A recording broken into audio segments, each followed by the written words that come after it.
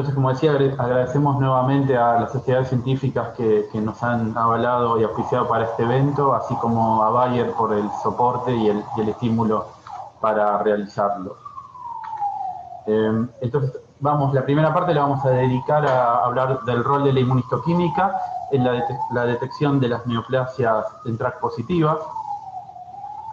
El anticuerpo que más frecuentemente se emplea, no quiere decir que sea el único, es un anticuerpo monoclonal recombinante de conejo que está dirigido contra la región C-terminal, que es donde está la actividad quinasa. ¿Se acuerdan de la clase previa, de la reunión previa?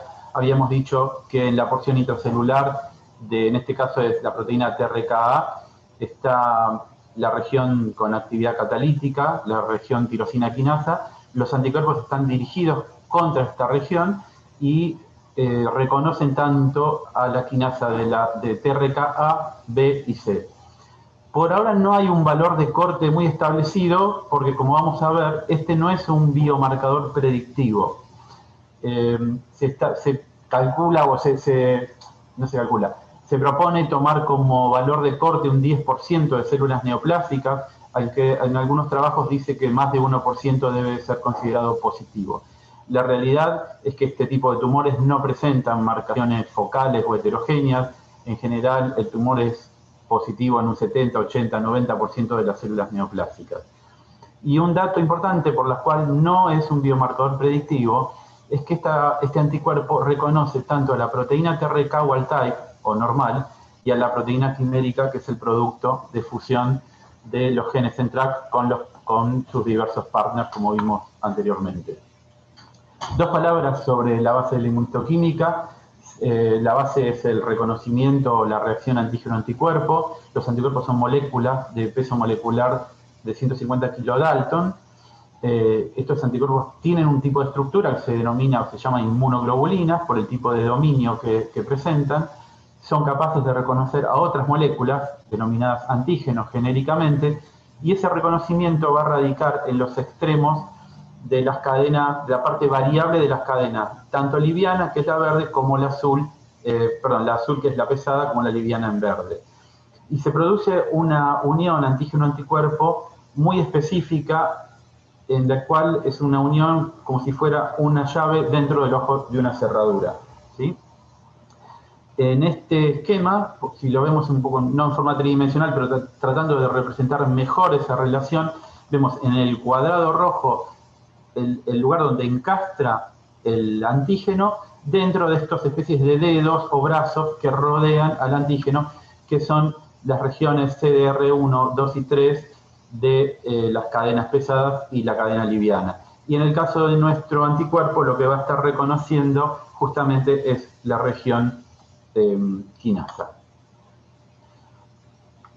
Si hacemos un esquema rápido de cómo se produce esta reacción antígeno-anticuerpo y cómo hacemos para verla, tenemos en azul al antígeno, que es la proteína TRK, nuestro anticuerpo primario, que es el anticuerpo específico recombinante de conejo, que va a reconocer, y luego utilizamos un segundo anticuerpo que reconoce genéricamente a todos los anticuerpos primarios, que son multiespecie, pueden reconocer de conejo, de ratón, de rata, y que están acoplados con enzimas, y esa enzima, que están biotinilados, y ese biotinilado se pega a virina y a una actividad enzimática que es la que permite que se genere la reacción de color que podemos reconocer al microscopio. Específicamente el clon que más se emplea es el EPR 17341 y está diseñado para reconocer a esta proteína TRKA, B y C, en tejido fijado en formol e incluido en parafina. Y según la FDA, tiene una clasificación IBD, pero es clase 1. Entonces, decir que es clase 1 quiere decir que no es predictivo, y decir que es clase 1 quiere decir que el proceso de manufactura es muy controlado, con alto nivel de desarrollo para ser empleado en la salud humana, pero eso no garantiza el resultado porque no están todas las etapas del proceso de la inmunistoquímica controlados. ¿Por qué? Porque no es un companion diagnostic, ¿sí? No es que tiene exactamente estipulado cómo hay que usar ese anticuerpo, y nos venden también el sistema de revelado y el sistema y el score de interpretación. Los patrones de tinción van a depender mucho de con qué gen estén fusionados en TRAC 1, 2 y 3. Si se fusionan con ETB6, ETB6 es un factor de transcripción. Por lo tanto, lo que va a predominar es una tinción nuclear y también se puede ver una tinción citoplasmática. Este es el caso, por ejemplo, de un carcinoma papilar de tiroides, donde se ve la marcación puntiforme en los núcleos. También pueden fusionarse con la lámina A, y eso nos va a dar un patrón combinado citoplasmático y perinuclear. Y si se fusiona con la tropomiosina 3, como es el caso que vimos en el trabajo de Barbacil, es un patrón citoplasmático y de membrana. La sensibilidad es muy buena, oscilan las series entre 75 y casi 97%, disminuye un poco para las fusiones de ENTRAC 3, y la especificidad también es muy buena, 92 a 100%, y disminuye levemente en algunos casos de carcinoma secretor mamario, en el análogo secretor mamario de glándula salival y en algunos tipos de sarcoma. ¿Cuáles son las limitaciones de la inmunistoquímica? Tiene entonces una menor sensibilidad en las fusiones de ENTRAC 3, por lo tanto, si uno reconoce al microscopio las entidades típicamente caracterizadas por estas fusiones ETB6 ENTRAC 3, es preferible o se podría usar, aparte de la inmunistoquímica, el FISH o un ensayo de biología molecular, por ejemplo una PCR, como va a explicar Federico Hauck después, si está disponible en el laboratorio. En general, los tumores que tienen este tipo de fusión son nefromas mesoblásticos congénitos, fibrosarcomas infantiles, carcinoma secretor mamario y el carcinoma secretor de glándula salival. Pero también puede verse en otros tipos de tumores. Y otras limitaciones de la inmunistoquímica. No se debe emplear cuando uno ya observa histológicamente o morfológicamente que hay una diferenciación de tipo neural, si el tejido es un tejido germinal o si también se sospecha una diferenciación a músculo liso. ¿Por qué? Porque en esos tumores es probable que haya una expresión constitutiva de estas proteínas TRK. Por lo tanto, si uno está pensando en el diagnóstico en un neuroblastoma, gliomas o glioblastomas, leiomiosarcomas, tumores o carcinomas neuroendocrinos, GIST, meningiomas, rhabdomyosarcomas o PINET, no debería usarlo, entre comillas serían falsos positivos. En realidad no son falsos positivos, es que normalmente tienen expresión de esa proteína y lo que está tratando de detectar uno con la inmuno es los casos con fusiones, no expresiones constitutivas. Resumiendo entonces, desventajas y desventajas de la inmunistoquímica. Lo primero es la rapidez de resultados, en 24 o 48 horas podemos tener resultado listo. Detecta los reordenamientos productivos y detecta la expresión de la proteína. Tiene un bajo costo comparado con NGS, pongo entre comillas bajo costo porque el anticuerpo es costoso comparado con otros que utilizamos en la rutina en los laboratorios. Está potencialmente disponible en muchos laboratorios, y muchos laboratorios tienen acceso a la inmunistoquímica, por lo tanto no hay una barrera de implementación. Y otra ventaja es que está validado para su uso clínico, porque como dijimos, es IBD tipo 1. Desventajas, repito lo que dije previamente, no identifica el gen específico con el cual se fusionó, no sabemos si es ENTRAC 1, 2 o 3, no identifica el gen compañero de fusión, y también no debe utilizarse en algunos tipos de tumores que ya nombré. Con respecto a los controles que debemos emplear, uno que es ideal es el apéndice fecal. Es ideal porque todos tenemos en nuestros laboratorios muestras de apéndice y deberíamos encontrar, en un caso que esté bien fijado, tinción débil a moderada en los nervios y un poquito más intensa en las células ganglionares dentro de la pared muscular. Y además de ofrecernos un área positiva, tenemos un control negativo en la mucosa, en la muscular y en alguna célula linfoide que tengamos. Por lo tanto, también nos ayuda a disminuir y a setear bien para no tener una reacción de background en la reacción histológica. Y también se puede emplear cerebelo y cerebro. Importante es que no tenemos control interno en todos los tejidos, por lo tanto a veces nos podemos quedar con la duda si la muestra está bien fijada o no. En las imágenes vemos una apéndice fecal a campo, donde vemos acá dos grupitos de células ganglionares y un filete nervioso, acá una célula ganglionar a mayor aumento y una muestra de parénquima cerebral donde se observa, por ejemplo, un vaso negativo. Otros controles que se pueden emplear es mediante la adquisición de líneas celulares. Por ejemplo, la KM12, que quizás ya les suena de la primera clase, la primera reunión, donde dijimos que el grupo de Ardini demostró esta fusión entre la tropomiosina 3 y NTRK1 en este grupo, en esta línea celular, derivada de un cáncer de colon, y la MO91, que se caracteriza por la fusión entre ETB6 y NTRK3, y al ser, como dijimos, ETB6 un factor de transcripción, el patrón de tinción es nuclear, por esto vemos este patrón puntiforme en los preparados. Y un punto aparte es la validación. Más que un punto, es un conflicto muy conflictivo. ¿Qué es la validación? La validación de un método analítico es el proceso por el cual queda establecido por estudios experimentales que la capacidad del método que estamos empleando satisface los requisitos para la aplicación analítica deseada. ¿Cómo se hace una validación? Bueno, es como hacer un pequeño paper, un pequeño trabajo científico donde yo tengo mi método, defino con qué características o con qué tiempos de incubación, qué anticuerpos, qué clones, qué sistema de revelado voy a hacer el procedimiento, y tengo que tener controles positivos y negativos para demostrar que me sirve para llegar a un diagnóstico o demostrar la expresión de una proteína en este caso. Sería cómo confirmar mediante evidencias objetivas que mi test cumple los requerimientos para la aplicación correcta del diagnóstico. Es distinto de un proceso de verificación, porque en el proceso de verificación yo compro todo ya listo. Compro el anticuerpo, compro el sistema de revelado, sé en qué máquina de inmunohistoquímica se tiene que realizar y tengo un score de interpretación, ¿sí? Es mucho más fácil verificar que validar, porque la verificación ya tengo todo estandarizado y con tener una pequeña cantidad de muestras conocidas confirmo que el método funciona perfectamente. ¿Qué es lo que dice el Colegio Americano de Patólogos sobre la validación y cómo lo podemos aplicar en la validación de PanTrack? El CAP propone un N de muestras para validar. Si vamos a hablar de un biomarcador no predictivo, por ejemplo una citoqueratina 7, nos pide encontrar o testear 10 controles positivos conocidos, 10 controles negativos, y con eso podemos escribir una validación y documentar que está bien hecho. Si es un biomarcador predictivo, pero no modificamos el método que nos dice el proveedor que hay que usar, tenemos que incluir 20 casos positivos y 20 casos negativos.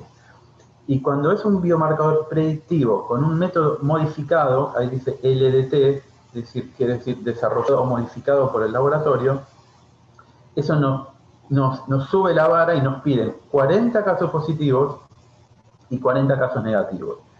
Si tomamos un ejemplo que ya es complejo, que es la demostración de la expresión de ALK en los carcinomas de pulmón, que tiene una tasa de positividad entre 4 a 5%, si uno empezara una serie prospectiva para encontrar 20 casos positivos para validar la técnica, tendría que testear más o menos 500 casos. Cuando pensamos en la incidencia de las fusiones de NTRK, que es de 0,3 a 0,5% según las series, nos vamos a un N de 3.500 casos para poder detectar 10 casos positivos. Eso nos pone en un escenario imposible, porque ya dijimos que el anticuerpo es costoso, y aparte de testear 3.500 casos para después poder hacer un inmuno tranquilo, es un escenario inviable totalmente. Por eso está acá esta señora tirándose los pelos. Y esto no es una situación solamente que ocurre con la proteína TRK. Ya comentamos ALK, con TLD1, para demostrar déficit de MCH2 ocurre lo mismo. Por eso este trabajo que les estoy mostrando acá es cómo hacer la validación en tejidos raros o en antígenos con baja frecuencia de presentación.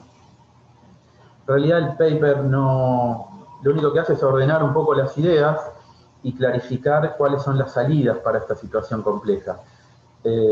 Dentro de las recomendaciones del CAP hay una modificación que dice que el director del laboratorio puede determinar, según sus consideraciones, que se pueden utilizar una cantidad menor de casos para validarlo, pero esto debe ser documentado y justificado. En el caso de NTRK no es difícil de justificar, dado la baja incidencia. Si uno encontrara 3 o 4 casos positivos y confirmados con algún otro método ortogonal, como puede ser NGS o FISH, puede decir que su método está validado. Y con respecto a las estrategias, Es interesante cómo las ordena. Dice que uno puede hacer una estrategia interna o externa.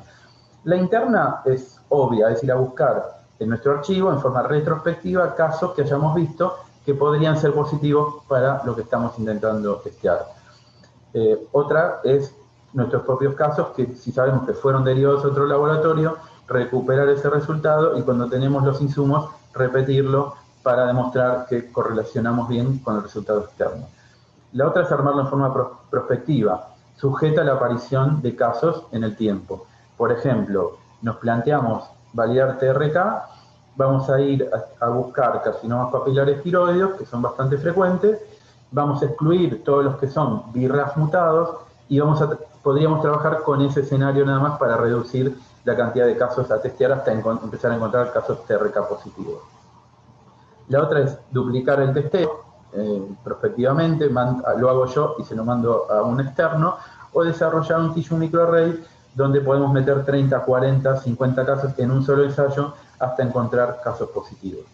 Y la externa es más simple por un lado, pero es difícil hay que obtener los fondos, se pueden comprar líneas celulares, se pueden comprar los preparados de tissue array hechos por una compañía, se puede comprar el taco de parafina hecho por una compañía, o uno se puede inscribir en un programa de calidad, compra los controles específicos para el biomarcador, por ejemplo en el CAP, y realiza su validación y pone a punto la técnica.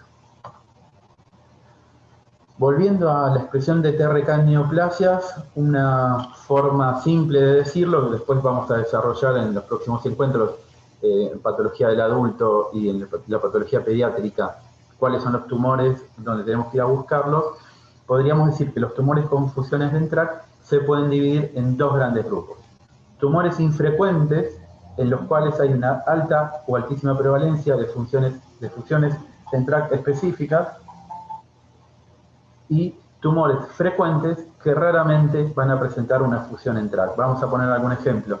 Tumor infrecuente, un fibrosarcoma infantil, quizá en un hospital pediátrico, como el Garraham, no sea algo infrecuente y seguramente en cualquier otro laboratorio de patología es una patología infrecuente y así sabemos que la posibilidad de encontrar va a ser muy alta. Con respecto a los tumores frecuentes, me estoy refiriendo a carcinomas de colon, que raramente van a presentar una fusión en TRK, entonces tenemos que emplear otras estrategias para filtrar y estudiar los cánceres de colon que puedan ser fusionados, o en tumores de mama, por ejemplo.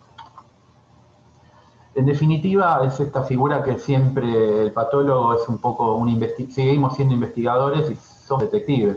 Uno puede tomar la corriente de Philip Marlowe o de Arthur Conan Doyle y ser más analítico como Sherlock Holmes, pero tenemos que estar atentos a los casos que pasen debajo de nuestra nariz o acordarnos de casos que vimos previamente para ir a recuperarlos y buscarlos y testearlos. La inmunistoquímica tiene muy buena prensa. Este trabajo llama la atención y dan ganas de leerlo por el título, Los viejos soldados nunca mueren, y plantea la utilidad de la inmunistoquímica en la era de los paneles de NGS. Les recomiendo leerlo, es un editorial cortito, pero es muy interesante, lo vamos a compartir posteriormente. Y también hay otros papers de 2017, 2019, donde plantean que la técnica de inmunistoquímica es un test eficiente y confiable para detectar y hacer screening de las fusiones en TRK. En definitiva, para ir cerrando y resumiendo, vamos a establecer algunos puntos importantes. El anticuerpo anti-pan-TRK detecta la proteína TRK, tanto normal como quimérica. Por eso no es un biomarcador predictivo. Las fusiones de TRK son alteraciones genéticas accionables, por eso es el interés de detectarlo, porque cambia completamente el pronóstico de estos pacientes, tienen muy baja prevalencia, son infrecuentes en los tumores más prevalentes, son muy frecuentes en algunos tumores raros. Un resultado positivo debe confirmarse con NGS u otro método molecular, no debe aplicarse en tumores con diferenciación neural o muscular, y la validación analítica es un desafío, como vimos, para los laboratorios. Que ahora voy a dejar lugar a Federico Hauck para que continúe con la presentación sobre secuenciación NGS y vamos a poder responder preguntas al final de la charla. Hasta luego, muchas gracias.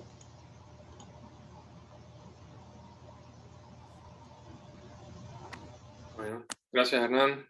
Hola a todos. Yo soy Federico Hauck, soy patólogo del Hospital Italiano y trabajo también en el laboratorio de secuenciación del hospital. Ahí les voy a compartir. Antes que nada, muchas gracias a toda la organización por la invitación. La verdad que la realización de estos eventos es un trabajo bastante dificultoso y la verdad que están saliendo muy bien, así que estamos muy contentos y les agradecemos. Bueno, yo voy a hablar de las técnicas en patología molecular. Hernán habló de la inmunohistoquímica, yo voy a hablar de algunas otras, y son técnicas generales, pero voy a tratar de focalizarme en la aplicación para detección de ENTRAC. Bueno, dividí un poco la charla en una parte de generalidades que sí o sí hay que conocer para poder seguir, después la parte de las técnicas y algunas cuestiones de calidad que también hay que tener en cuenta. Bueno, como ya lo mencionamos, nosotros estamos buscando fusiones de ENTRAC. Acá tenemos un ejemplo. Este ejemplo, ETB6 ENTRAC 3, como ya lo nombraron varias veces, nos va a acompañar a lo largo de la charla. Lo traje como, digamos, para que no estar cambiando de genes constantemente. Entonces, bueno, lo que vamos a buscar nosotros son las fusiones donde vamos a tener un gen con un extremo 5', ¿sí? O el extremo de la izquierda, ETB6 en este caso, un compañero, y el gen de ENTRAC, en este caso ENTRAC 3, en la región 3', o la región de la derecha, esta que estoy mostrando, que la región 3' de las quinasas en general es donde tienen el dominio, en general, ¿no? Tienen el dominio quinasa. Así que bueno, vamos a ver diferentes métodos para detectar este tipo de fusiones. Yo les quería mostrar esto, los partners de ENTRAC 1, 2 y 3. Nosotros sabemos que los genes ENTRAC, o los genes de TRK, que codifican para las proteínas TRK, son genes promiscuos, ¿sí? Que pueden tener muchos partners, ¿sí? Y se han descrito un montón de genes compañeros en un montón de tumores. Acá quiero mencionar una particularidad para que se acuerden, porque lo voy a mencionar después. ENTRAC 1 está en el cromosoma 1, en el brazo largo del cromosoma 1, en esta región, y si se fijan, la gran mayoría de los compañeros de fusión también se alojan en el mismo cromosoma, ¿sí? Entonces, a veces son translocaciones que están muy cerquita, digamos, espacialmente. Y eso ya se los voy a comentar por qué lo nombro acá. Vemos que también ENTRAC 2 tiene muchos partners, no tantos como ENTRAC 1, y ENTRAC 3 también. Por ahí el más frecuente y el más descripto es el ETB6 ENTRAC 3. Bueno, esto simplemente lo muestro siempre, simplemente como repaso. Nosotros, digamos, tenemos que entender el flujo de la información cuando estudiamos biología molecular. Tenemos que saber que el ADN se transcribe a ARN y que el ARN se traduce a proteínas, ¿sí? Y nosotros lo que estamos haciendo es, a partir de lo que encontramos en el ADN o en el ARN, inferir lo que está pasando en la proteína, que la proteína es la que va a tener la función biológica. Contrariamente a lo que pasa por ahí con la inmunohistoquímica, que sería digamos, este esquema de acá, en la proteína, en la inmunohistoquímica estamos viendo la expresión o la falta de una proteína, y nosotros, cuando estudiamos por biología molecular el ADN o el ARN, lo que estamos viendo son alteraciones a nivel de esas macromoléculas que van a repercutir en la proteína posteriormente. También es importante entender estos conceptos, el concepto de gen de fusión, transcripto de fusión y proteína de fusión. De vuelta al mismo ejemplo. Imaginemos que tenemos dos genes, ETB6 y ENTRAC 3. Esto es a nivel del ADN.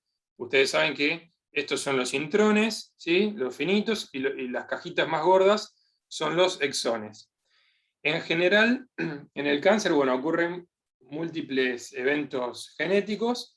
Algunos de ellos son las translocaciones. Entonces, las translocaciones son nada más y nada menos que corte y empalme, ¿sí? Se corta y se empalma. Y acá, en general, tenemos los cortes, se dan en regiones intrónicas. Las regiones intrónicas, acá las vemos muy cerquita, pero en general son regiones muy largas, y se dan en distintos lugares, y después se empalma. Lo que queda es un gen de fusión, ¿sí? Deja de ser ETB6 y NTRK3, y es el gen de fusión ETB6 NTRK3. Y el punto de ruptura es un punto de ruptura intrónico profundo, por lo general, ¿sí? En la gran mayoría de los casos de fusiones es así. Este gen de fusión, ¿sí? Cuando se transcribe a ARN y ese ARN mensajero llega a su madurez, se forma lo que se llama un transcripto de fusión. Se eliminan los intrones del medio, y lo que terminamos encontrando es la unión de un exón del gen ETB6 con un exón del gen NTRK3, ¿sí? Y esto es lo que llamamos transcripto de fusión, esto es ARN.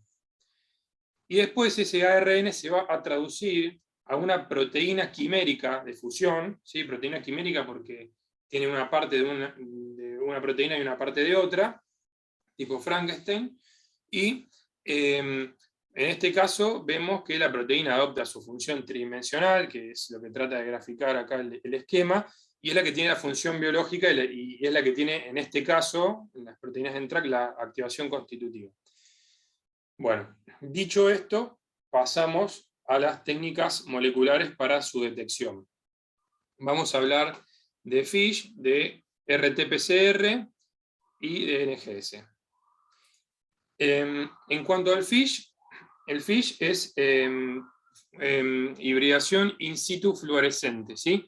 Lo que utilizamos son sondas fluorescentes, no me voy a explayar demasiado porque lo van a hablar en la parte de pediatría, pero utilizamos sondas fluorescentes que van a hibridar en regiones específicas de cromosomas. En este caso tenemos el cromosoma 15, y lo que estamos haciendo en la región del gen NTRK3, ponemos una sonda de un color de un lado y una sonda del color del otro lado. Si tenemos un corte y empalme, y estas dos señales se separan, vamos a tener un split, ¿sí? Y esto se denomina un FISH de break apart, ¿sí?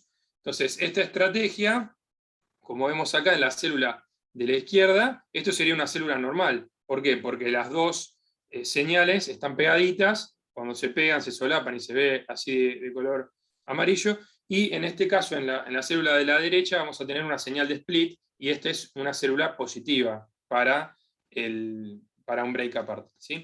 También está la estrategia de fusión. Cuando tenemos un compañero conocido, que yo ya sé con quién se tiene que pegar, lo que hacemos es, en un cromosoma ponemos dos sondas flanqueantes a un gen, y en el otro cromosoma las sondas de otro color flanqueantes al otro gen. Entonces, acá es al revés. Si se pega uno verde con uno rojo, eso me está diciendo que tengo una fusión positiva. Entonces, acá vemos una célula normal, que están todas las señales separadas. Ustedes saben que tenemos dos copias de cada gen, ¿sí? Los genes de copia única tenemos dos copias, y cuando tenemos una fusión vamos a tener las dos señales solapadas, bien juntitas. Estas son las dos estrategias de FISH más comúnmente utilizadas. Obviamente, en el caso de genes que sus compañeros son desconocidos, o que son genes muy promiscuos, se prefiere la de break apart, pero en ocasiones, como nombró Hernán, que hay algunos tumores que ya lo van a ver más adelante en otra de las charlas, que tienen un transcripto de fusión patognomónico como es el ETB6 NTRK3, a veces se puede utilizar una estrategia de fusión. Entonces, un poco para ir resumiendo lo que es FISH, el FISH nos va a servir para evaluar número de cromosomas, amplificaciones, grandes deleciones y rearreglos. Acá estamos hablando de rearreglos cromosómicos o fusiones, ¿sí? Podemos estudiar la estrategia de fusión o de break apart. Se puede utilizar en cortes histológicos, improntas o citología. Esto también es interesante. Y el tema con NTRK particularmente es que no es útil como screening. ¿Por qué? Porque sabemos que NTRK tiene, las fusiones de NTRK tienen una prevalencia más bien baja, entonces se trata de utilizar otras técnicas como screening. También tiene algunas otras dificultades, como que el reordenamiento puede no ser productivo, porque nosotros estamos evaluando la translocación, pero no sabemos si esa translocación a nivel del ADN está generando un transcripto, y tampoco sabemos si está generando una proteína. Habitualmente las translocaciones son productivas, pero bueno, hay casos en que no son productivas. Y también, esto que les nombré anteriormente, es dificultoso cuando tenemos reordenamientos intracromosómicos, como por ejemplo la mina en TRAC1. Yo les dije que en TRAC1 tenía muchos compañeros que están en su mismo cromosoma y en su misma región. Entonces, esas ondas se separan, pero se separan tan poquito que es muy difícil darse cuenta si es positivo o es negativo. Y obviamente ahí, digamos, presenta cierta dificultad porque el FISH necesita un equipamiento y un patólogo especializado. Son muy importantes las variables preanalíticas, eso algo habló Paola en la clase anterior, y es muy importante la validación, que nos va a brindar una serie de parámetros para saber dónde movernos y tener datos de sensibilidad, especificidad, los cutoff, etc. En cuanto a la RT-PCR, RT-PCR significa PCR con transcriptasa reversa, o con retrotranscripción, y lo que hacemos es obtener ARN de la muestra. A partir de ese ARN, que es simple cadena, hacemos una retrotranscripción y lo pasamos a un ADN que va a ser doble cadena, y a partir de ese ADN doble cadena, que se llama ADN copia, acá me faltó la C, ¿sí? ADN copia, hacemos una PCR específica para un rearreglo. ¿Por qué? Yo, por ejemplo, tengo digamos que es volvemos con el mismo ejemplo, es ETB6, el rojo es NTRK3, yo pongo un primer en un exón de ETB6, pongo el otro primer en un exón de NTRK3, y si tengo producto de amplificación, significa que está fusionado. Si no tengo producto de amplificación, significa que no está fusionado. Por lo tanto, es una técnica muy específica, es muy buena, puede ser cuantitativa o cualitativa. En general, en patología usamos el modo cualitativo de los ensayos, pero puede ser también cuantitativa. Y esta estrategia de hacer la retrotranscripción y hacer la PCR específica para cada uno de los rearreglos se puede resolver por PCR en tiempo real o haciendo una PCR de punto final y un gel, corriendo un gel de agarosa para resolver el producto. En general se tiende a dejar de utilizar geles por la poca estandarización que tiene, por lo tanto las técnicas de real time son hoy en día las que más se usan más frecuentemente. Así que, como dijimos, es una técnica de gran utilidad para evaluar este tipo de transcriptos específicos, es muy específica y muy sensible. Se puede utilizar tanto en tejido fresco como para afinado, y para NTRK, bueno, tiene utilidad para tumores que tienen rearreglos específicos, como el ETB6 NTRK3, ¿sí? Como habló Hernán anteriormente, por ejemplo, el carcinoma secretor de mama, o el análogo secretor de glándula salivar, o el nefroma mesoblástico, etc. Tienen este tipo de, con mucha frecuencia, tienen este tipo de fusión. También tiene valor si se busca un desbalance 5'3', pero eso ya es otro tema, no me quiero meter en cosas muy técnicas, pero también pasa lo mismo que, o algo similar a lo que pasa con el FISH. No es bueno como screening porque es específico de cada combinación de partners. Ustedes, si se acuerdan, las 3 primeras diapositivas, cuando yo mostré la cantidad de partners que tiene NTRK 1, 2 y 3, tendríamos que diseñar casi 100 PCR distintas, porque cada una con una combinación de partners diferente, ¿sí? Es difícil de implementar en genes promiscuos por este motivo que les acabo de comentar, y también es importante mencionar que las variables preanalíticas pueden afectar al ARN, ¿sí? Y a veces se dificulta un poco la extracción del ARN, y que ese ARN sea bueno y sea amplificable. Por último, pasamos a las técnicas de NGS o Next Generation Sequencing, ¿sí? Son técnicas en las cuales, como podemos ver en la figura, en las cuales partimos desde grandes moléculas de ADN, las fragmentamos, ¿sí? Enriquecemos las zonas que nos interesa secuenciar, luego se secuencian y utilizando una serie de algoritmos bioinformáticos vamos generando, vamos ensamblando y mapeando contra un genoma de referencia. La clave de NGS es que se secuencian paralelamente millones de fragmentos, ¿sí? Todos esos fragmentos tienen un tamaño pequeño, y luego se mapean contra un genoma de referencia, y a partir de ese mapeo contra el genoma de referencia es que nosotros podemos identificar las alteraciones, ¿sí? Bueno, NGS por ahí en nuestro medio sigue siendo un poco costoso, pero vemos cómo fue evolucionando el costo de la secuenciación a lo largo del tiempo y lo ha hecho que se instale cada vez más en la clínica. Digamos, el mercado fue ocupado por diversas empresas y la distribución, digamos, de los secuenciadores y de esta tecnología, bueno, ha llegado a todos los confines del mundo, y hoy en día tenemos un costo, digamos, relativamente aceptable, ¿sí?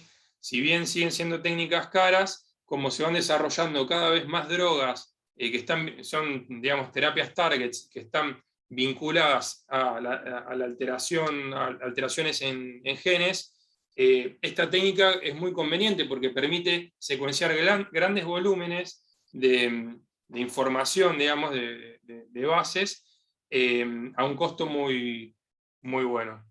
Esto es simplemente para que vean cómo fue la evolución. En aproximadamente 30 años pasamos de esto, así se secuenciaba antes con fósforo radioactivo, etc.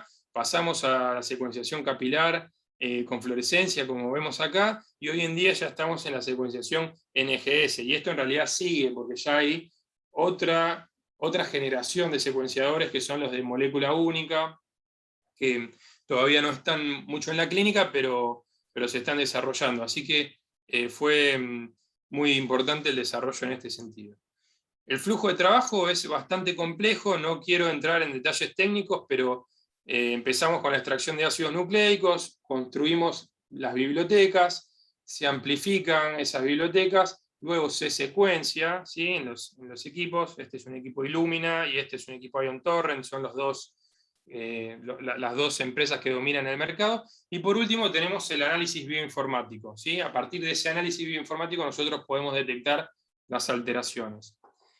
Y en cuanto a los abordajes más habituales, podemos dividirlos en estudio de ADN y el estudio de ARN, y en general hay formas de estudiar el genoma completo, o sea, todas las secuencias de, digamos, todo el ADN contenido en cada una de las células. Podemos estudiar también solamente los genes, o podemos estudiar paneles de genes que se diseñan según las patologías. La estrategia más costo efectiva hoy en día es el estudio de paneles de genes.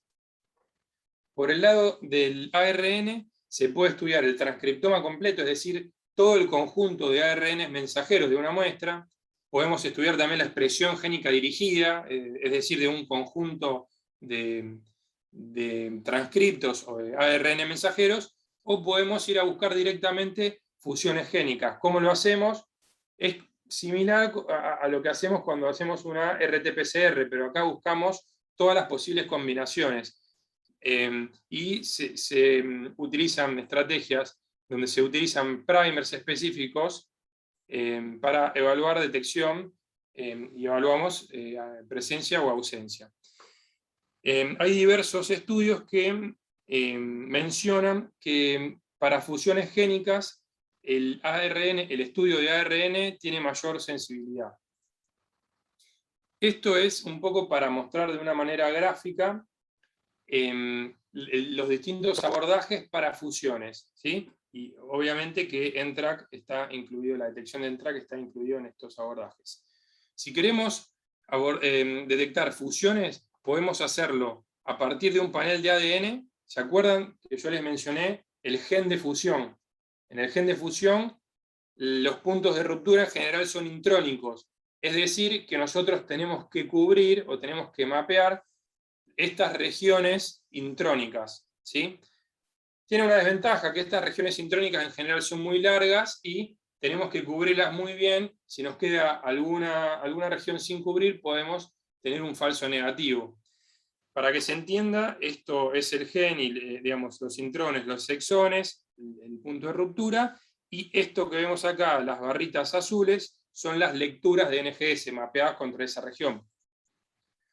Por otra parte, podemos estudiar paneles de ARN, ya no de ADN, sino de ARN, paneles dirigidos, en los cuales, a partir de un transcripto de fusión, nosotros ponemos un primer de un lado y un primer del otro, y si amplifica este producto, quiere decir que la fusión está presente.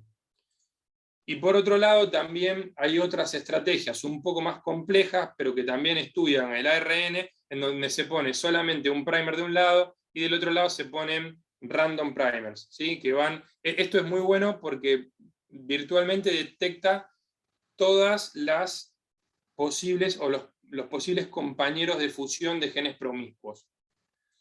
Así que, entre estas estrategias, lo preferido siempre son los paneles de ARN sobre los paneles de ADN, ¿sí? Para fusiones, por lo menos.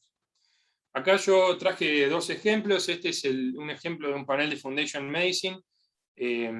Foundation Medicine, digamos, hace una secuenciación que se llama Foundation One CDX, que, bueno, estudia 324 genes, realmente encima es secuencia completa de todos los genes. Es monstruoso la cantidad de información que brindan estos reportes, la verdad que son muy buenos. Además de eso, también evalúan otros parámetros que, bueno, no quiero entrar en detalle, que son TMB, Tumor Mutational Burden y inestabilidad microsatelital. Está aprobado por FDA como un método de diagnóstico IBD. Pero bueno, en cuanto a fusiones, y particularmente las de NTRK, tiene una desventaja, que tiene una menor sensibilidad que paneles basados en ARN, y esto está reportado en la literatura. Si nos ponemos a fijar, estos son los genes que buscan en ARN, los 324, y acá podemos ver en esta figura cuáles son los rearreglos o las fusiones que busca. Y vemos que busca en algunas regiones intrónicas, en NTRK1, NTRK2 y en ETB6. Es decir, que el rearreglo de ETB6 en NTRK3 lo encuentra, pero no encuentra los otros partners de NTRK3. Por otra parte, esto a modo de ejemplo, es el panel que nosotros utilizamos en la clínica para tumores sólidos, que es el panel OncoMind-Focus, que está basado en ADN y en ARN. Para fusiones estudia ARN, para mutaciones estudia el ADN. Lo interesante es un panel mucho más chico, obviamente, pero todos o la gran mayoría de los genes que tienen alguna droga target detrás están cubiertos, y acá están marcados en rojo NTRK 1, 2 y 3. Bueno, y nos brinda valor diagnóstico, pronóstico, predictivo y de seguimiento. Este tipo de paneles es confirmatorio de, por ejemplo, una inmunistoquímica positiva, tiene que ser confirmada por NGS, y bueno, la ventaja que tiene es que estamos evaluando transcriptos de fusión, como les dije, a nivel del ARN, que son productivos, ¿sí? Eso también es una ventaja sobre, por ejemplo, FISH. Pero una desventaja, si se quiere, pero si uno lo puede hacer, es una ventaja, es la validación, porque la validación es muy costosa y muy laboriosa. Pero todos estos paneles tienen que estar validados. Así que, a modo de resumen, tenemos esto, tenemos técnicas que, si bien son moleculares, son morfológicas, porque estamos evaluando macromoléculas, es decir, son moleculares, pero son morfológicas. Podemos ver el tejido, que son el FISH, que va a estudiar el ADN, la inmunistoquímica, que va a estudiar la proteína y que requiere confirmación, y a nivel estrictamente molecular, tenemos el NGS, que puede estudiar tanto ADN como ARN, y la RT-PCR, que va a estudiar el ARN. ¿Sí? Esto a modo de resumen. Y acá les doy algunos ejemplos reales. Bueno, esto es un carcinoma de tiroides, la inmunistoquímica negativa, pero tenemos positividad en el FISH y en el NGS, ¿sí? Para la fusión ETB6 en NTRK3. ¿Sí? Este es un FISH de break apart, y se ven, por ejemplo, acá vemos una señal de split. Es decir, que se separó. Vemos una señal verde y una señal roja separadas, acá también, etc. Y acá abajo tenemos un tumor mesenquimático cuya inmunohistoquímica fue positiva. No le hicimos FISH porque directamente se confirmó por NGS y encontramos la fusión de lamina con NTRK1. Realmente, después de evaluarlo, estaría bueno evaluarlo para FISH también, porque justamente son esos rearreglos intracromosómicos que son muy desafiantes a la hora de evaluarlos por FISH. Así que bueno, esto era un poco para mostrar algunos casos, y 3-4 diapositivas solamente del manejo de la calidad. No sé cómo estamos de tiempo, creo que estamos más o menos bien. Esto es el flujo de la muestra en patología molecular, ¿sí? Tenemos una parte que no tiene que ver estrictamente con el laboratorio de patología, pero sí, digamos, es jurisdicción del patólogo que se cumplan ciertos requerimientos preanalíticos de calidad que se puede dar en cirugía o en quirófano o en radiología intervencionista, que es la toma de la muestra, la isquemia fría y la fijación, que comienza ahí. Y luego en el laboratorio de patología ocurren todos los pasos que nosotros ya conocemos, de la fijación, macroscopía, procesamiento, el corte, la microscopía, inmunohistoquímica FISH, obviamente el archivo, y después tenemos en el laboratorio de molecular, que puede o no estar adosado al laboratorio de patología, extracción de ADN o ARN y las técnicas de biología molecular. También vale la pena mencionar que hay otro actor acá, que es el biobanco, en el cual el biobanco puede recibir tejido fresco, como estamos mostrando acá, o también incluso tejido parafinado. Tendría que haber sacado una flechita que vaya desde el archivo hasta el biobanco, y que cada vez está cobrando mayor importancia, ¿sí? Y si vemos esto, por ahí el que trabaja todos los días en patología no se da cuenta, pero son procesos súper complejos y que tienen un montón de variables. Por eso es tan importante tenerlas en cuenta y controlarlas. Esto es, les doy unos ejemplos, Paola ya lo mencionó, pero esto es un ejemplo gráfico de el tiempo de fijación, ¿sí? Fíjense, esto es tiempo de fijación con formol y cantidad de ADN extraído, ¿sí? Vemos que después de 3 días casi no nos queda ADN para poder extraer de una pieza. Y fíjense la comparación entre el formol buffer y el formol común, que el formol común se acidifica y empieza a cortar y romper, hidrolizar el ADN, que prácticamente a los 3 días no tenemos ADN, ¿sí? Es decir, que esos pacientes, que muchas veces son muestras únicas, no van a tener un diagnóstico. Lo mismo, un diagnóstico molecular, digo.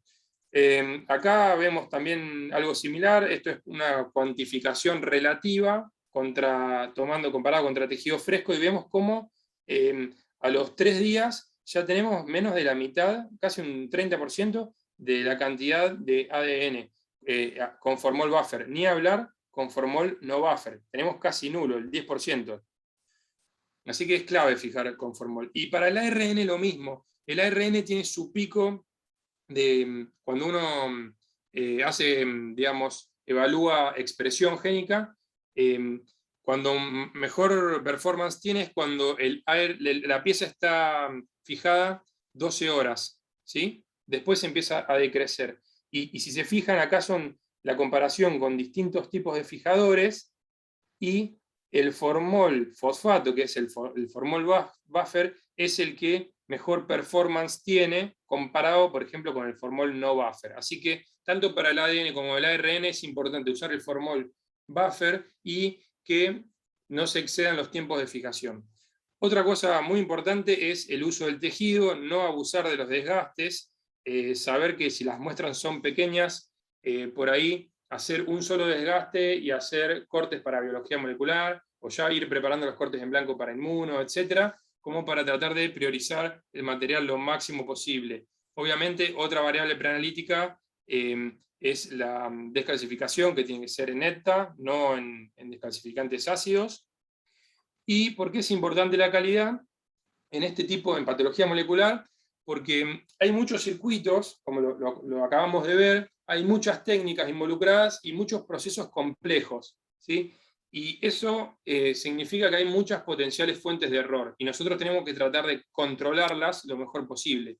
No significa que no nos equivoquemos, pero si las podemos controlar vamos a equivocarnos mucho menos que si no las controlamos. Por eso hay que asegurar la trazabilidad y supervisar los procesos preanalítico, analítico y posanalítico, como mencionó Paola, y algo importante es la validación analítica de las técnicas moleculares. ¿Sí? Acá hay una error de ortografía, disculpen.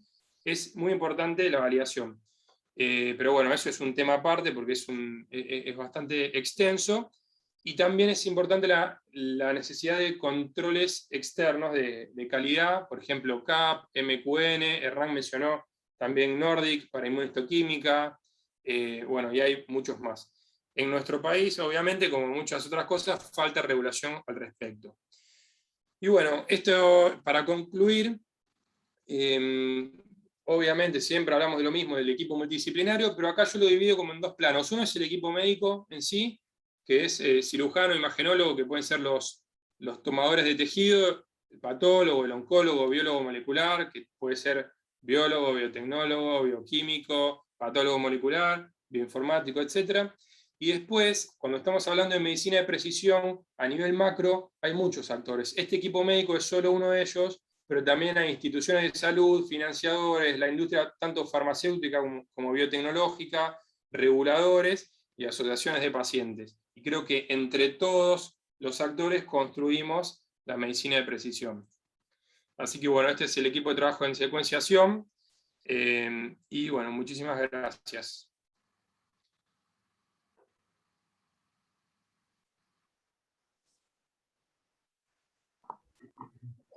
Hola, buenas noches ya a todos. Bueno, tenemos una pregunta para el doctor Hauck. Si se puede detectar ENTRAC en biopsia líquida. Sí, es posible. No lo mencioné para no hacerlo más complejo. En biopsia líquida hay bastantes desarrollos. Es más fácil detectarlo en ADN circulante que en ARN circulante, pero sí es posible. El tema con la biopsia líquida es que tienen un poco menos de sensibilidad que el tejido. Es una técnica que todavía está en desarrollo, digamos, no alcanzó su máximo potencial. Yo creo que en los próximos años va a ser cada vez más interesante porque bueno, realmente es una técnica no invasiva y a veces algunos pacientes son difíciles de biopsiar, etc. Y a veces el tejido parafinado tiene algunos defectos y que molestan un poco a la hora de secuenciar, pero sí, se puede. Perfecto. Y tengo otra pregunta en relación a la dificultad que tiene la validación de un panel de NGS. No sé si nos puedes comentar algo en relación a cómo se hace. Sí, bueno, para eso es súper complejo, digamos, hay varias. Primero hay como unos frameworks, como unos marcos de validaciones de test, digamos, moleculares en general, y después hay algunas guías internacionales como las de CAP, ASCO, AMP, que después si me escriben al mail yo se las paso, específicamente de validaciones de NGS, de paneles de NGS para uso en oncología, que serían el caso de lo que les mostré anteriormente. Y sí, son complejos, hay que usar un mínimo número de casos, lo plantean como mínimo 60 casos por una cuestión estadística, ¿no?, de variabilidad, y lo que uno tiene que hacer es tiene que tener los casos testeados por otra técnica, una técnica ortogonal, para sacar sensibilidad, especificidad. Uno tiene que sacar límite de detección, rango reportable, reproducibilidad, bueno, una serie de parámetros y variables que son los que nos dan el marco, digamos, para saber la performance de nuestro test. Son complejas, la primera cuesta mucho, y después uno le va agarrando un poco la mano, es como todo. Perfecto. Bueno, nada, vamos a concluir entonces el bloque de hoy. Pero bueno, nos volvemos a encontrar la semana que viene, donde vamos a profundizar un poco más en lo que es el diagnóstico de neoplasias ENTRAC positivas, tanto en tumores pediátricos el lunes, como en tumores en el adulto el jueves, y donde también vamos a ver un poco más las estrategias que hay posibles, empleando tanto la inmunistoquímica como otros métodos como FISH o NGS en el diagnóstico de estas neoplasias. Así que eso lo vamos a ver la semana que viene con más profundidad. Les agradecemos a todos por haberse conectado y bueno, nada, vamos a seguir, digamos, con esta temática por 3 encuentros más. Así que bueno, nada, muchas gracias. Muchas gracias. Hasta luego.